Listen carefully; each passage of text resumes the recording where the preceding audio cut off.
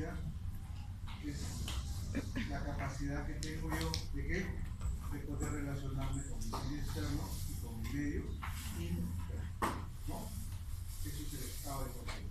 Capacidad, eso es algo que nos diferencia inclusive de qué de los animales, ¿no?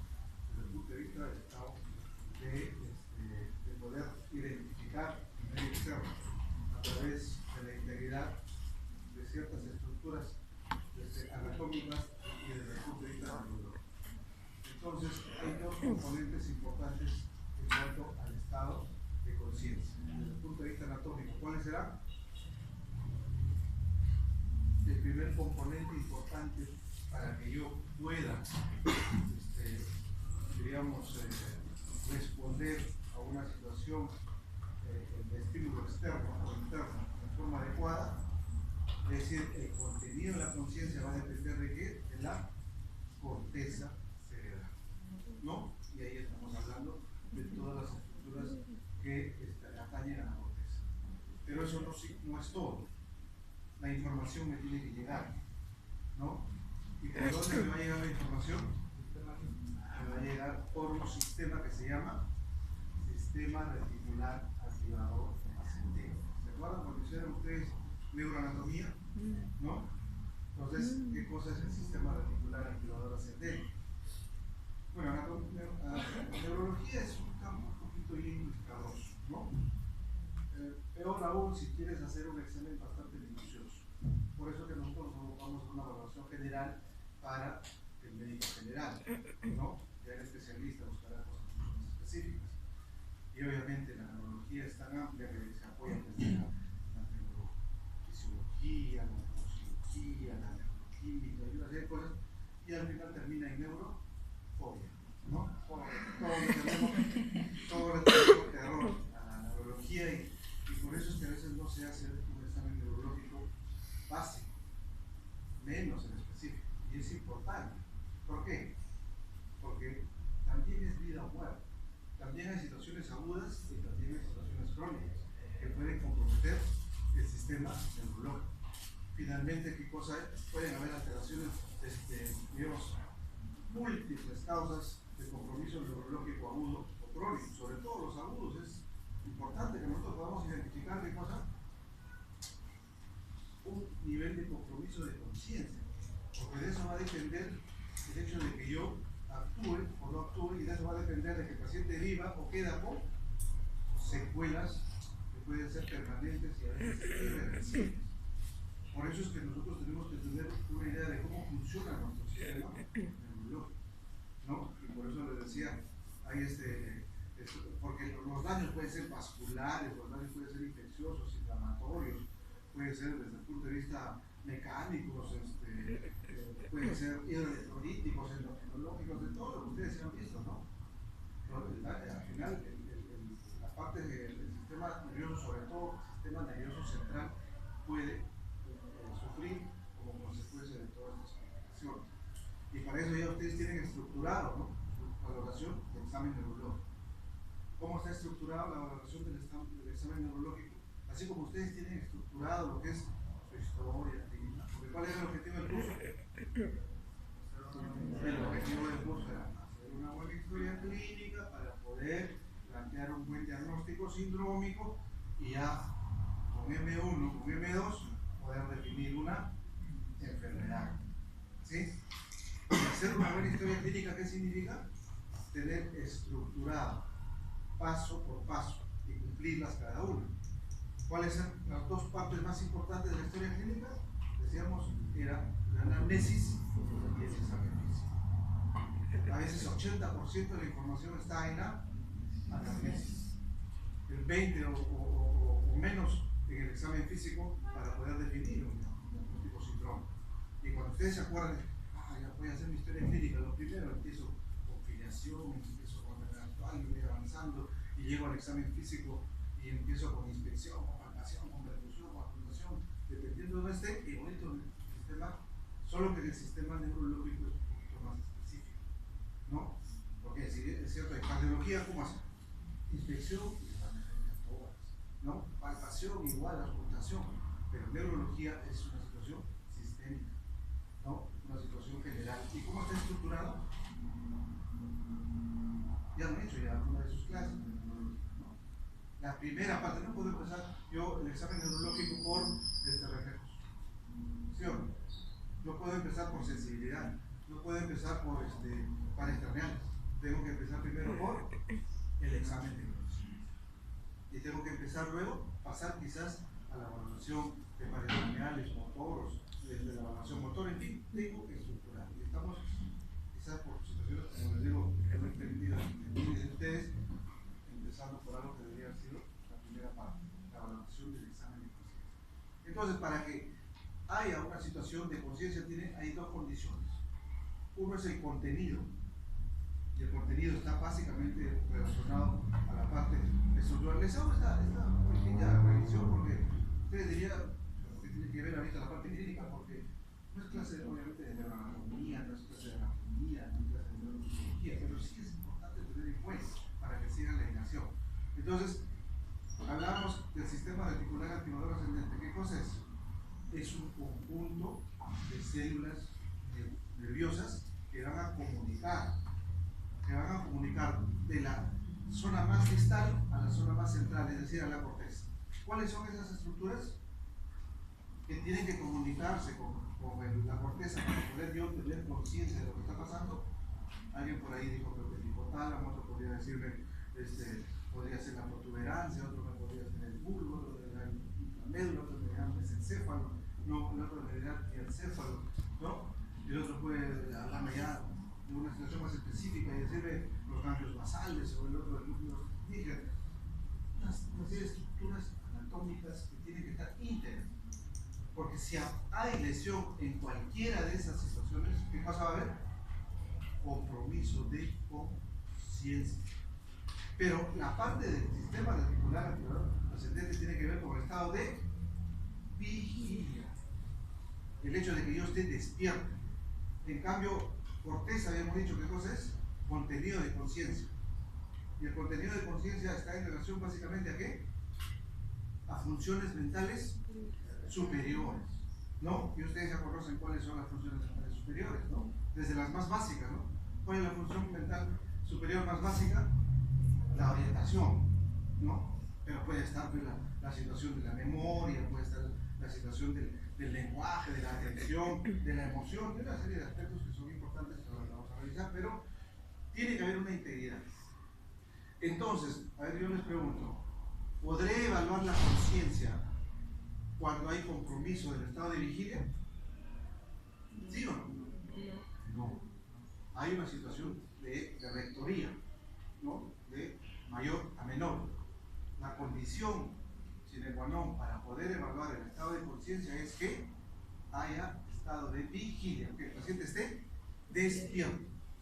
Al revés, podrá haber compromiso del estado de vigilia y podrá haber compromiso del estado de conciencia estando en una situación de vigilia. Sí, ya, sí puede haber, se puede estar despierto, pero está inconsciente por razón de la conciencia.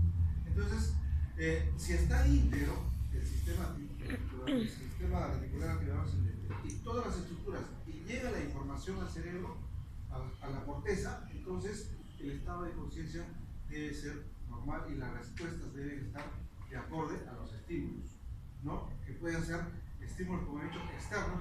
¿Cuáles serán los estímulos internos?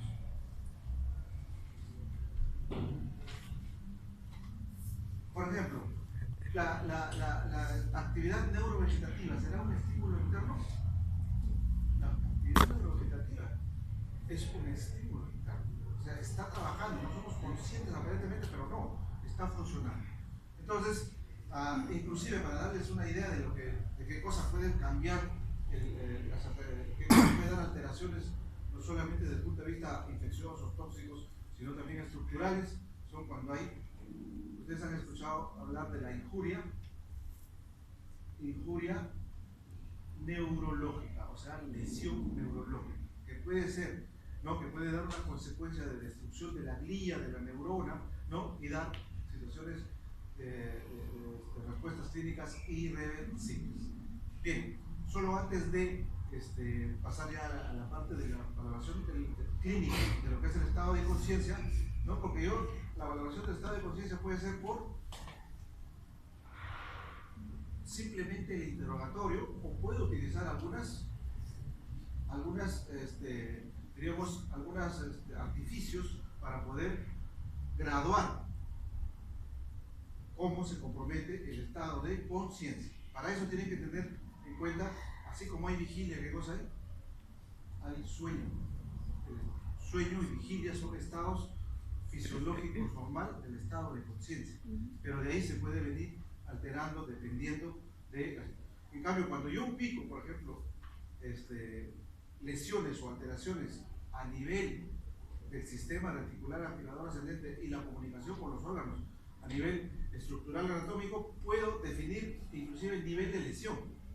Ustedes pueden definir nivel de lesión a nivel vulvar, a nivel del mesencéfalo, a nivel del cerebelo, ¿pueden definir o no? ¿Cómo definen desde el punto de vista clínico?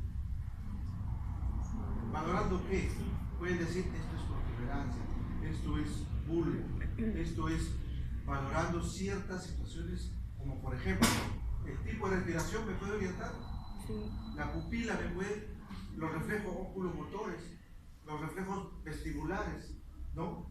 Entonces hay situaciones que, como le digo, no es la clase de neurología o neuroanatomía, pero sí son importantes esos conceptos para entrar a esto que nosotros llamamos estado de conciencia. Entonces, estado de percepción que las personas tienen de sí misma y del entorno. ¿Cuáles eran los estímulos externos?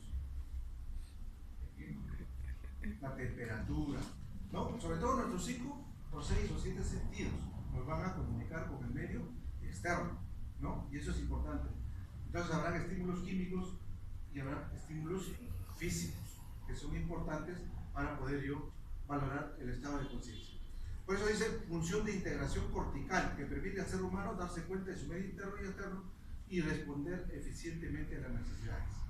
Es decir, cuando ustedes evalúan el estado de conciencia, ¿qué es lo primero que están aplicando del examen físico? ¿Qué parte de su examen físico es lo primero que van a aplicar cuando ustedes quieren evaluar el estado de conciencia? La etoscopía. La etoscopía, ¿no?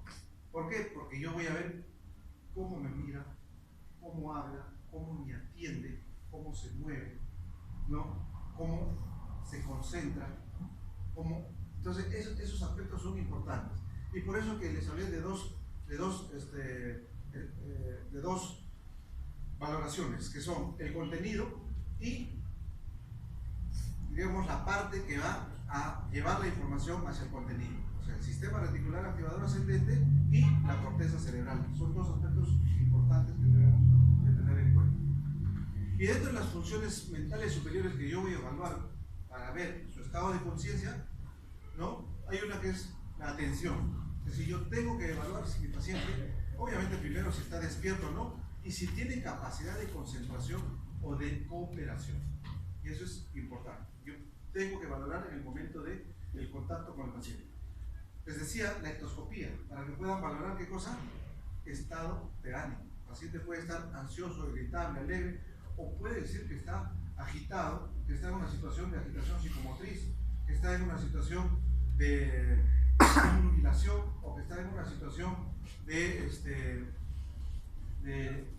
digamos, de bradisiquia, de bradilalia, ¿no? Por eso es importante evaluar el estado de ánimo.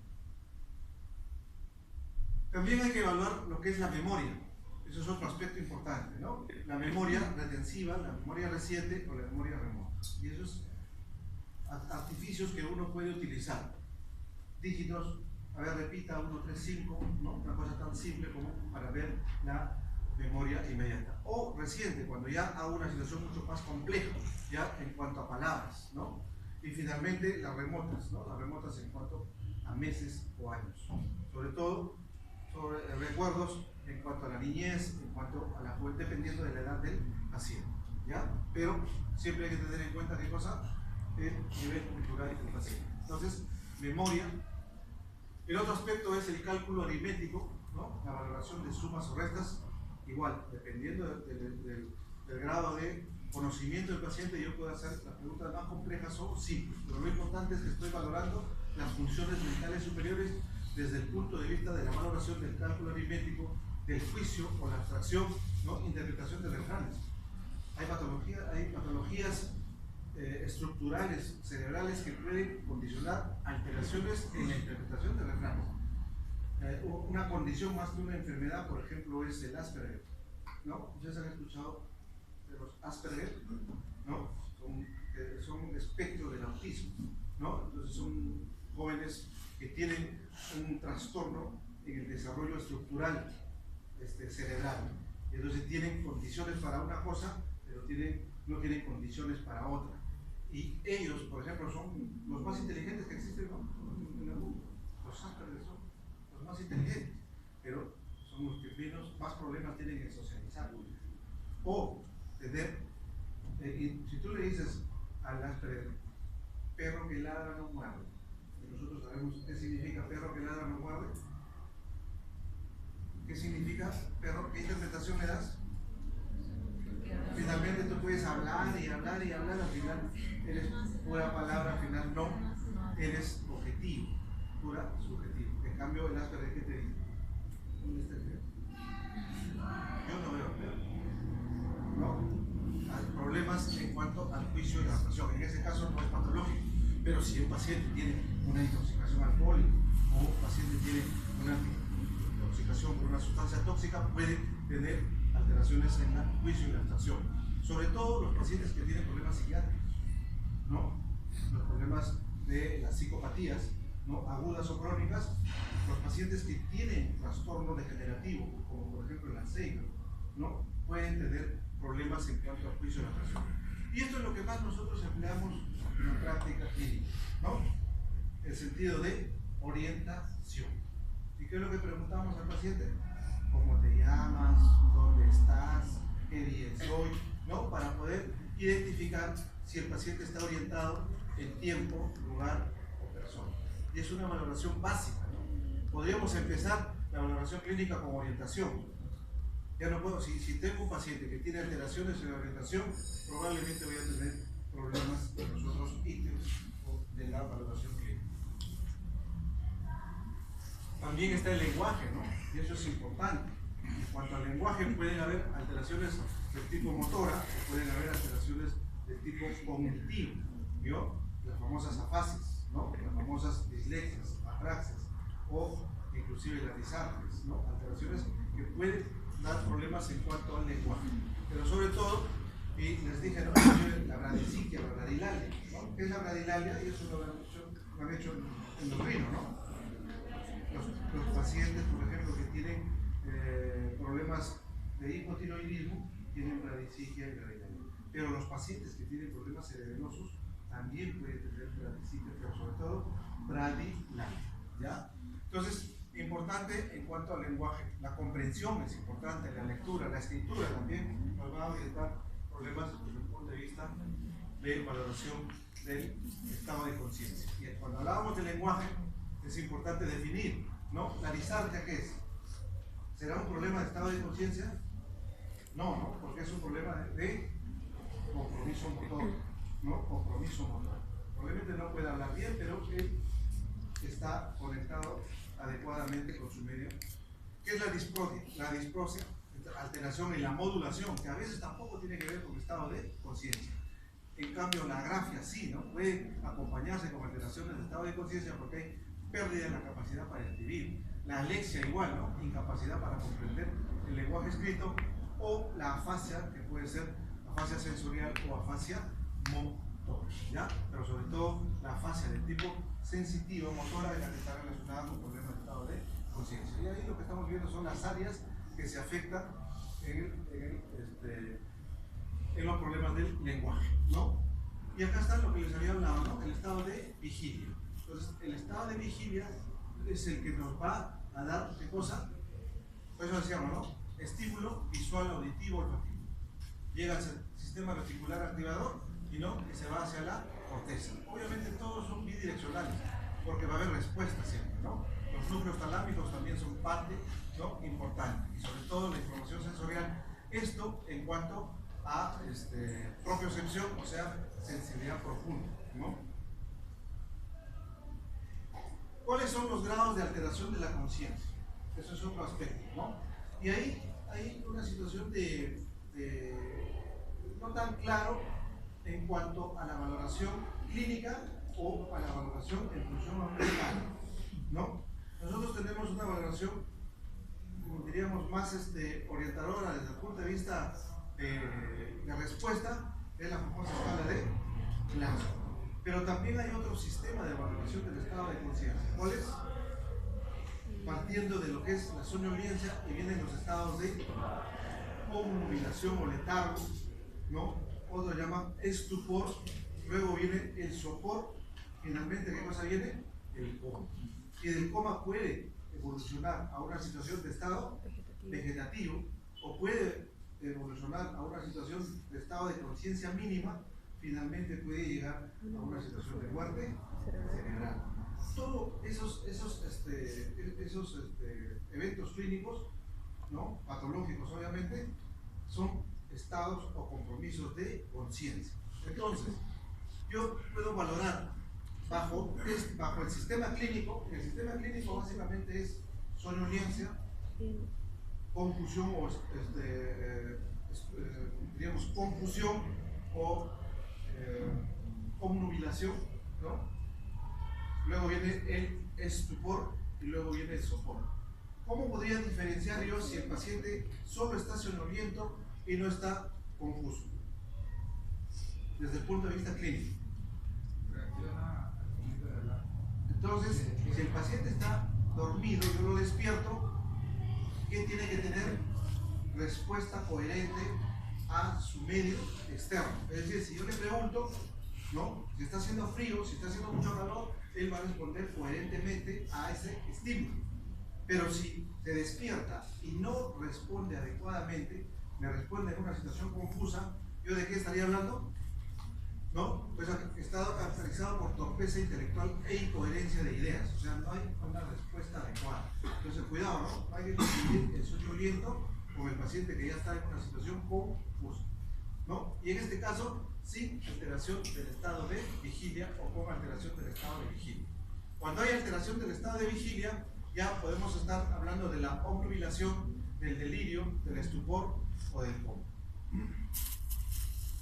La obnubilación, hay compromiso del estado de vigilia, por lo tanto el paciente está somnoliento, ¿no? Hay disminución de la atención, hay pensamiento confuso, hay irritabilidad o hiperexcitabilidad. Entonces, cuando yo clínicamente valoro y encuentro estos aspectos en el paciente, voy a decir que el paciente está obnubilado. Pero si el paciente, además, ¿no?, de estar somnoliento y tener las otras condiciones, presenta situaciones de alucinaciones, percepciones erróneas de los estímulos, ¿no?, una situación de desorientación, puedo estar hablando del delirio. El delirio puede ser hipoactivo o el delirio puede ser hiperactivo. El delirio hiperactivo, básicamente, percepción errónea de los estímulos sensoriales, alucinaciones. Ustedes han escuchado del famoso delirio tremens, ¿no? ¿En qué caso se presenta el delirio tremens? Cuando hay una situación de abstinencia, sobre todo en los alcohólicos, por ejemplo, ¿no? Entonces pueden entrar en una situación de agitación psicomotriz, de respuesta de hiperexcitabilidad, y puede dar problemas de percepción errónea de los estímulos sensoriales, alucinaciones, desorientación, y el paciente está en una situación de delirio. Todas estas alteraciones de conciencia que estamos haciendo son reversibles, ¿no? Y puede rápidamente, encontrando la causa, el paciente puede revertir y llegar a una situación normal de estado de conciencia. El estupor es otra alteración en la cual ya hay una situación mucho más profunda. Esto es importante, ¿no? El sujeto solo puede despertar con estímulos vigorosos o repetidos. O sea, hay que hacer alguna presión, algún movimiento, una situación de estímulo para que el paciente se despierte, ¿no? Si el estímulo cesa, el sujeto recae nuevamente a su estado de somnolencia, ¿no? Antes de eso estaría el sopor, ¿no? Y el sopor, ¿de qué lo diferenciaría del estupor? El estupor despierta en una situación de estímulo en la cual no le produzco dolor. En cambio, al sopor le tengo que producir dolor, ¿no? Y el dolor puede ser estimulando zonas muy hiperalgésicas, ¿no? Puede ser la tetilla, en el caso del varón, puede ser la articulación temporomandibular, ahí está el séptimo par, ¿no? Puedo inclusive en la parte del tórax, en fin, pero en el sopor, sobre todo en el profundo, tiene que ser estimulado con dolor. Y si no me responde a ninguno de los estímulos, entro al otro compromiso de conciencia que viene a ser el coma. Pero ahí hay que tener cuidado también, ¿no? No a cualquiera le puede decir que está en estado de coma. Por ejemplo, ¿qué cosa es el síncope? El síncope es una pérdida súbita de la conciencia y de la postura. Entonces el paciente puede caer. En ese momento yo quiero valorar si tiene, qué grado de compromiso de conciencia tiene. El paciente a veces no responde ni siquiera al dolor. Entonces hay un tiempo que yo tengo que considerar. La teoría dice que puede ser 1 hora a 2 horas. Si en el espacio de 1 hora a 2 horas el paciente que ha tenido trastorno de conciencia no responde a ningún estímulo y está con los ojos cerrados, o sea, no está despierto, ¿no? Digo, el paciente está en un estado de coma, ¿ya? Entonces, es un estado de pérdida de conciencia y de falta de respuesta a cualquier tipo de estímulo, sin fenómeno de despertar, en el cual el sujeto permanece con los ojos cerrados, ¿no? Entonces, hay que tener, obviamente va a haber una diferencia tremenda con el sueño. Entonces, ¿cuánto tiempo puede permanecer en coma? Porque esta es una situación de compromiso de estado de conciencia que puede revertir también, ¿no? Dependiendo de la causa y dependiendo del manejo y sobre todo del tiempo. Pero cuando ya no hay una respuesta adecuada o el paciente permanece en esa situación clínica por un espacio de 2 a 4 semanas, entonces uno habla ya de un estado vegetativo. O sea, si en 2 a 4 semanas, el paciente en estado de coma no se ha recuperado, pasa a otro estado que se llama estado vegetativo, que ya después lo vamos a poder diferenciar. Ahora, la escala de Glasgow en realidad es una escala que fue creada para valorar el estado de conciencia en personas que hayan sufrido un traumatismo encefalocraneal. Pero luego se ha extrapolado y ahora se usa en una situación general. Entonces, ¿pero para qué sirve la escala de Glasgow? La escala de Glasgow sirve básicamente para definir gravedad, definir pronóstico, ¿no? Y definir mortalidad. Cuanto más bajo esté la escala de Glasgow, más grave está el paciente, mayor riesgo de morir tiene. Es decir, un paciente que tiene escala de Glasgow en 3, su riesgo de morir es 80%. Al revés, ¿no? Cuanto más puntaje tenga en la escala de Glasgow, mayor riesgo, menor riesgo, mejoría y por lo tanto la posibilidad de sobrevivir es mucho más alta, ¿no? Entonces, eso es importante. ¿Qué cosas se consideran en la escala de Glasgow para la valoración clínica del estado de conciencia? Básicamente, 3 aspectos: la valoración motora, la valoración ocular y la valoración verbal, ¿no? Esos 3 aspectos, obviamente yo tengo que descartar que el paciente no esté sedado, ¿no? Que el paciente no esté con alguna situación de medicamento, situación que se haya condicionado para poder, por ejemplo, cuando se hace neuroprotección cerebral, ¿no? Se puede poner en hipotermia. O sea, tengo que descartar cualquier condición que el paciente pueda ser influenciado y estar en una valoración mínima de la escala de Glasgow. Inclusive, ¿no? El paciente, en algunas veces, el paciente en estado de coma podría revertir dependiendo de su valoración clínica. Entonces, cuando hablamos de la escala de Glasgow, hay que partir. ¿Cuál sería la escala mínima? 3. La escala mínima sería 3. Entonces, partimos que tanto la valoración motora, la valoración ocular y la valoración verbal, como mínimo, tiene 1, ¿no? Valoración verbal 1, valoración motora 1, valoración ocular 1, como mínimo 1. La valoración motora como máximo 6. La valoración verbal como máximo 5. La valoración ocular como máximo 4. Por lo tanto, la valoración máxima será 15. En ese rango se va a manejar la escala de Glasgow, dependiendo si hay alteración motora, si hay alteración ocular o verbal. El punto crítico de la valoración de Glasgow es 8. Entonces, todo paciente que tiene una escala de Glasgow por debajo de 8, entonces diríamos, ¿no? Hay compromiso de conciencia, o desde el punto de vista neurológico diríamos leve, moderada, severa y grave, ¿no? La leve estará de 13 a 15, ¿no? La moderada estará de 8 a 13, ¿no? La severa estará de 8 hacia, algunos dicen, a 5, pero otros dicen a 3, y de 3 ya es grave, ¿no? Esa es la valoración de la escala de Glasgow. Y entonces, si la apertura ocular es espontánea, 4. Si la apertura ocular está en función a la respuesta orientada, 5. Y en respuesta a la función motora, obedece órdenes, 6, 15. En antes valorábamos un paciente con los alumnos y queríamos definir su estado de Glasgow. Y nos tocó evaluar la parte motora.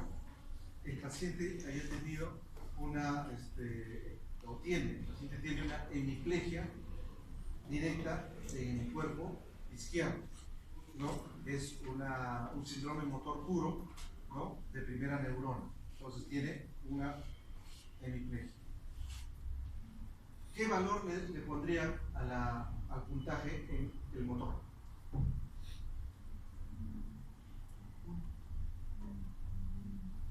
En el motor, ¿qué valor le pondría? El paciente tiene una hemiplegia, ¿ya? Yo quiero valorar la parte motora, porque la parte motora es, pues, ¿no?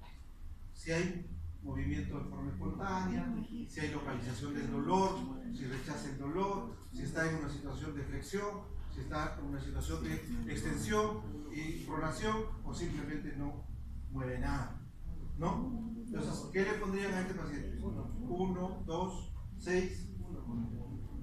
Entonces, ahí hay que tener cuidado. ¿Por qué?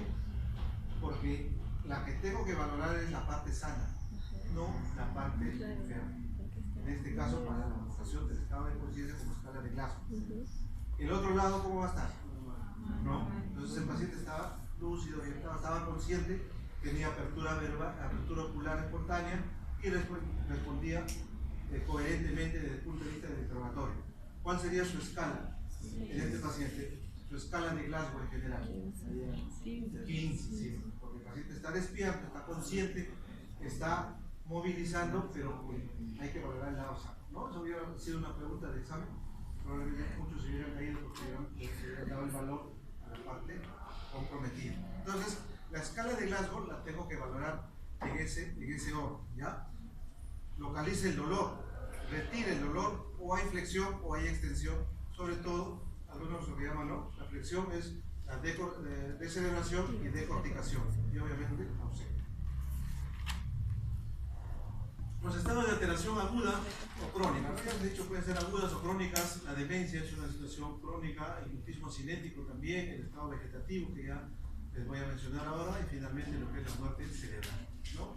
La demencia es una reducción difusa de las funciones cognitivas debida a un proceso orgánico sin reducción en el estado de vigilia, ¿no?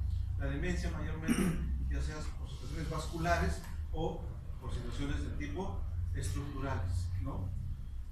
La demencia por enfermedad de Alzheimer también, las enfermedades vasculares, y hay una serie de patologías que pueden conllevar a esto, ¿no? Alteraciones de las funciones cognitivas, ¿no? Eso es importante, pero despierto. El mutismo asinético también es otra situación importante. No vayan a confundir el mutismo asinético con una situación clínica que se llama también el enclaustramiento o lock-in o lock-in, ¿no? ¿Han escuchado eso? Pero ¿qué pasa si un paciente tiene una lesión a nivel del mesencéfalo o del tronco, y donde hay lesiones de pares craneales y hay lesión a nivel motora. El paciente tiene una cuadriplegia, ¿está bien? El paciente tiene una cuadriplegia y tiene alteraciones de pares craneales que no puede articular palabras, pero no ha tenido compromiso de estado de conciencia. Diríamos, esa es la situación más terrible que pueda pasarle a una persona, ¿no? O sea, estar consciente, estar despierto y no poder responder a nada, ¿no? Entonces, por eso le llaman enclaustramiento, ¿no? Entonces, ahí no hay compromiso de conciencia, hay compromiso de otro tipo, ¿ya? En cambio, en el mutismo cinético sí, ¿no? Estado de inmovilidad silenciosa y aparente alerta, hay ciclos de dormir y despertar. Por ejemplo, en el estado vegetativo, ¿cómo se diferenciaría el estado vegetativo del coma? En el coma que hemos dicho, el paciente no despierta, no responde a los estímulos. En cambio, en el estado vegetativo, el paciente despierta, o sea, abre los ojos espontáneamente y también se duerme. Entonces tiene estado de vigilia y estado de sueño, pero no está consciente, por lo tanto no va a responder a ningún estímulo que nosotros hagamos y quisiéramos tener como respuesta algo coherente, ¿ya? Eso sería el estado vegetativo, ¿no? Ahora, el estado de mutismo, acá hay ciclo de dormir y despertar y no hay actividad motora espontánea, las lesiones en el hipotálamo y lesiones adyacentes. Y acá está el estado vegetativo, ¿no? Comprende un retorno a la vigilia. Comprende, o sea, normalmente uno se alegra cuando abre los ojos después de haber estado algún tiempo, ¿no?, en coma. Lamentablemente no es así, ¿no? Igual la lesión, si ha sido difusa, si ha sido una lesión muy importante, probablemente el daño neurológico continuo. Entonces comprende un retorno a la vigilia acompañado por una falta total evidente de la función cognitiva. Se puede presentar después de una lesión cerebral grave y habíamos dicho que hay una diferencia con muerte cerebral, ¿no? ¿Qué cosa diferenciaría el estado vegetativo de la muerte cerebral?